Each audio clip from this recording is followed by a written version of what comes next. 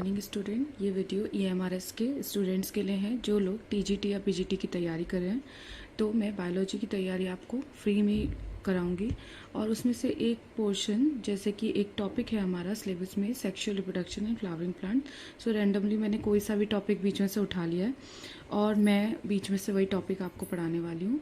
तो sexual reproduction in flowering plant, इसमें मैंने कुछ NCERT भी कवर की है और कुछ एक्स्ट्रा भी जो हमारे एग्ज़ाम के पॉइंट ऑफ व्यू से इम्पॉर्टेंट है वो भी कवर किया है।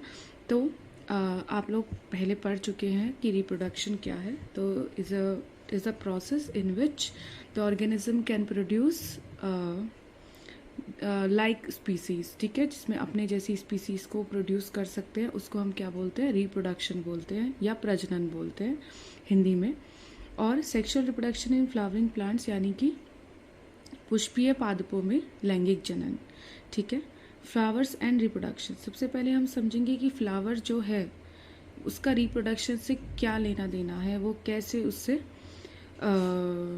मतलब रखता है। तो फ्लावर्स जो हैं वो रिप्रोडक्टिव ऑर्गन है। यू नो वेरी वेल, आपको अच्छे से पता है कि हर किसी की बॉडी में जो लिविंग ऑर्गेनिज्म है उनके पास दे हैव रिप्रोडक्टिव ऑर्गन्स। तो फ्लावर के, अगर हम एक प्लांट को देखें तो उस प्लांट के पास रिप्रोडक्टिव ऑर्गन क्या है, फ्लावर है, ठीक है। और ये जो फ्लावर्स हैं आपको एंजियोस्पर्म्स में देखने को मिलते हैं। आपको पता होगा दो टाइप के फ्लावर्स प्लांट्स होते हैं हायर में, एंजियोस्पर्म एंड जिम्नोस्पर्म। तो जिम्नोस्पर्म को हम नॉन फ्लावरिंग प्लांट कहते हैं क्योंकि इसमें फ्लावर्स नहीं आते हैं, और एंजियोस्पर्म्स को हम फ्लावरिंग प्लांट्स कहते हैं क्योंकि ये फ्लावर्स देते हैं, ठीक है। इसके बाद सबसे पहले हम पढ़ते हैं, जो कि हम प्रीवियस क्लासेस में भी पढ़ चुके हैं, कि फ्लावर्स के पार्ट्स क्या हैं। जैसे कि नंबर 1 सेपल, ठीक है। सो आइए स्टूडेंट्स, हम समझते हैं इस डायग्राम के माध्यम से कि एक फ्लावर्स में क्या क्या पार्ट होते हैं। तो ये NCERT बुक का डायग्राम है। तो अगर आप देख रहे हैं ये एक बाईसेक्शुअल फ्लावर है। बाईसेक्शुअल मतलब द्विलिंगी, द्विलिंगी मतलब जिसमें उभयलिंगी, जिसमें क्या है कि फीमेल और मेल पार्ट जो है वो एक ही फ्लावर के अंदर है। ये एक हिबिस्कस का फ्लावर है, जो हिंदी में हम बोलते हैं गुड़हल का फ्लावर। आपने देखा भी होगा अपने घर के आसपास। इसमें मेल और फीमेल पार्ट हमें एक साथ दिखाई देते हैं। देखिए, सबसे पहले हम देखते हैं मेल पार्ट को। आपको ये जो दिखाई दे रहे हैं ग्रीन कलर के, इसको हम बोलते हैं एंथर, ठीक है। और ये जो लॉन्ग नेक जैसा है, लॉन्ग इसके नीचे स्टॉक जैसा है, डंडी जैसी है, इसको हम बोलते हैं फिलामेंट। एंथर और फिलामेंट ये दोनों मिला के हमारा मेल पार्ट बनाते हैं, जिसको हम मिला के बोलते हैं स्टेमन, ठीक है। उसके बाद आप देख रहे हो फीमेल पार्ट, ये जो बीच में आप स्ट्रक्चर देख रहे हो, तो ये सबसे ऊपर आपको दिखाई दे रहा है स्टिग्मा, जो कि थोड़ा सा चिपचिपा होता है नेचर, यहाँ पर आके पॉलन लैंड करते हैं। ये एक लॉन्ग नेक जैसा स्ट्रक्चर आपको दिखाई दे रहा है, इसको हम बोलते हैं स्टाइल।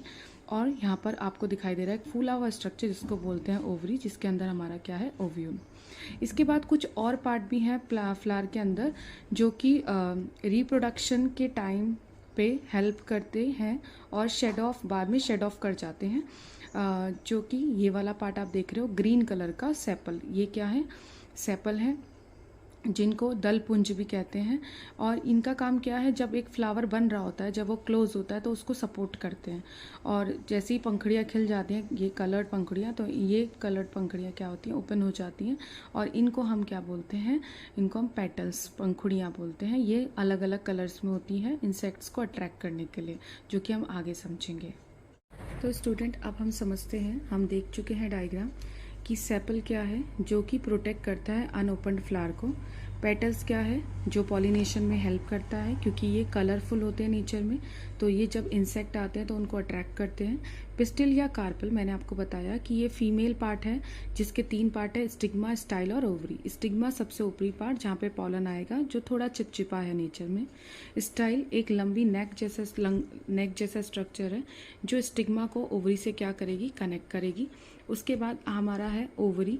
ओवरी क्या है, जिसके अंदर ओव्यूल है, जहाँ पर हमारा फर्टिलाइजेशन होगा, यानी कि जहाँ पे हमारा संयुग्मन होगा। और यहाँ पर फीमेल गैमीट होते हैं, एग सेल होती है, यहीं पर हमारे पॉलन ग्रेन्स मेल गैमीट आते हैं और फर्टिलाइजेशन करते हैं।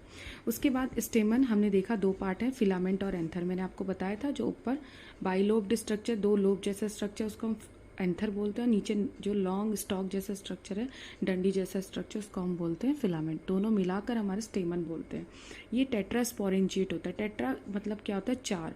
स्पोरेंजिएट मतलब चार थैलियाँ। स्पोरेंजिएट मतलब थैलियाँ। जब हम एक एंथर के जो लोब है इसको कट करके देखते हैं तो हमें कुछ ऐसा स्ट्रक्चर दिखाई देता है, चार थैलियाँ जैसी। तो उसको हम क्या बोलते हैं? टेट्रास्पोरेंजिएट, जिसके अंदर पॉलन ग्रेन्स बनते हैं। अब उसको हम सीखेंगे कि पॉलन ग्रेन कैसे बनते हैं। फिर हम देखते हैं फिलामेंट एंथर हम बता चुके हैं। ये दो कंडीशन है जो कि बहुत इंपॉर्टेंट है, कभी कभी एग्जाम्स में पूछ ली जाती है। डाइडायनेमस कंडीशन क्या होती है? जब दो एंथर्स या दो स्टेमन्स हमारे लॉन्ग होते हैं और दो हमारे शॉर्ट होते हैं, तो ऐसी कंडीशन को हम क्या बोलते हैं? डाइडायनेमस। टेट्राडायनेमस क्या होते हैं? जब चार लंबे होते हैं और दो छोटे होते हैं। ठीक है, जब चार स्टेमन्स हमारे लंबे होते हैं और दो छोटे होते हैं, तो ऐसी कंडीशन को हम क्या बोलते हैं? टेट्राडायनेमस कंडीशन बोलते हैं। तो स्टूडेंट्स, आज की वीडियो में हम इतना ही।